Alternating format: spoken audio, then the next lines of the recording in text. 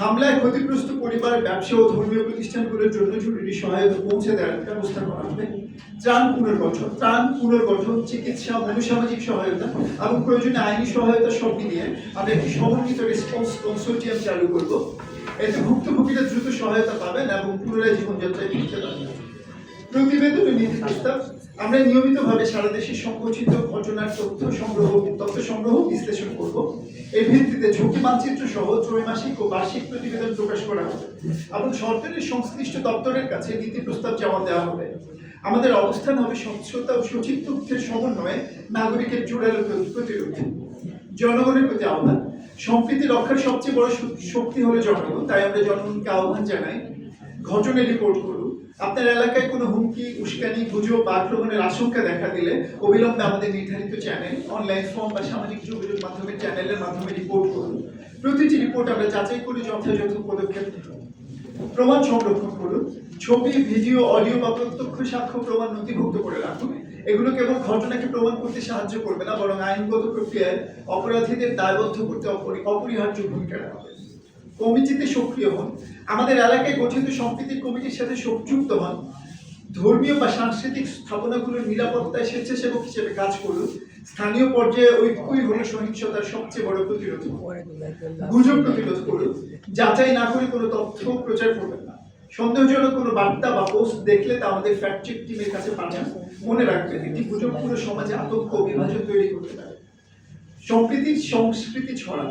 School, college, মসজিদ, মন্দির, মাজার, আখড়া, সাংস্কৃতিক অনুষ্ঠান ও কমিউনিটি প্ল্যাটফর্মে সম্প্রীতির বার্তা প্রচার করুন। সামাজিকভাবে সহনশীলতা ও বৈচিত্র্যের প্রতি শ্রদ্ধা জাগিয়ে তুলুন। সরকারের প্রতি আহ্বান।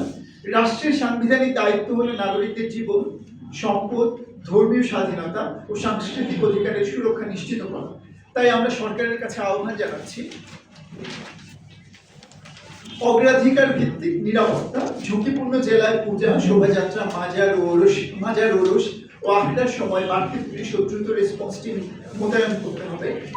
একটি কেন্দ্রীয় নিয়ন্ত্রণ কক্ষ থেকে সিসিটিভি ফিড পর্যবেক্ষণ করে তৎক্ষণাৎ পদক্ষেপ নেওয়া বাধ্যতামূলক করতে হবে। গুজব প্রতিরোধ কাঠামো। উপজেলা পর্যায়ে তথ্য যাচাই টিম গঠন করতে হবে। ভুয়া তথ্য ছড়ালে সর্বোচ্চ 1-2 ঘন্টার মধ্যে তার প্রতিবাদ ও সঠিক তথ্য প্রচার বাধ্যতামূলক করতে হবে। এর মাধ্যমে সামাজিক বিভ্রান্তি দ্রুত মোকাবেলা সম্ভব হবে। অভিযোগ ও বিচার প্রক্রিয়া। প্রতিটি থানায় অভিযোগ গ্রহণে স্বচ্ছতা আনতে হবে। 15 মিনিটে প্রাপ্তি স্বীকার, 1 ঘন্টায় প্রাথমিক আপডেট, 24 ঘন্টায় মামলা নথিভুক্তি এবং 72 ঘন্টার মধ্যে তদন্ত প্রতিবেদন দাখিল, এই টাইমলাইন বাধ্যতামূলক করতে হবে। বড় ঘটনার জন্য বিশেষ ট্রাইব্যুনাল গঠন এবং সাক্ষী সুরক্ষা কার্যকর করতে হবে। প্রযুক্তিগত নিরাপত্তা। মন্দির, মসজিদ ও মাজার ও আখড়ায় সিসিটিভি, আলো, অ্যালার্ম, ফায়ার এক্সটিংগুইশার ও নিরাপদ প্রবেশদ্বার স্থাপন করতে হবে। এই দায়িত্ব পূজা কমিটি, মাজার কমিটি ও প্রশাসনের যৌথ কর্তব্য হিসেবে আইনত স্বীকৃত করতে হবে। ফুটেজ অন্তত 30 দিন সংরক্ষণ বাধ্যতামূলক করতে হবে। ক্ষতিগ্রস্তদের জরুরি সহায়তা। ক্ষতিগ্রস্ত পরিবার ও ব্যবসার জন্য জরুরি ত্রাণ, পুনর্গঠন সহায়তা, মনোসামাজিক সাপোর্ট ও ক্ষুদ্র ঋণ স্থগিতকরণ কার্যকর করতে হবে। ক্ষতিপূরণের প্রাথমিক সহায়তা সর্বোচ্চ 30 দিনের মধ্যে প্রদানের ব্যবস্থা আইনত বাধ্যতামূলক করতে হবে। আমরা স্পষ্টভাবে ঘোষণা করছি, মন্দির, মাজার, আখড়া ও প্রান্তিক জনগোষ্ঠীর নিরাপত্তা শুধুমাত্র নৈতিক দায়িত্ব নয়, এটি রাষ্ট্রের সংবিধান অনুযায়ী আইনগত বাধ্যবাধকতা।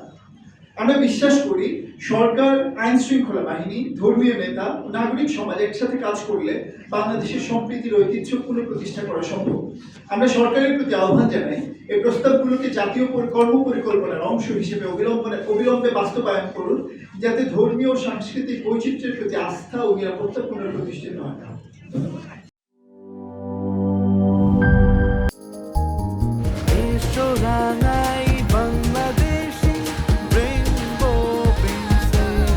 রেইনবো পেইন্টস, ছড়াও জীবনের রং।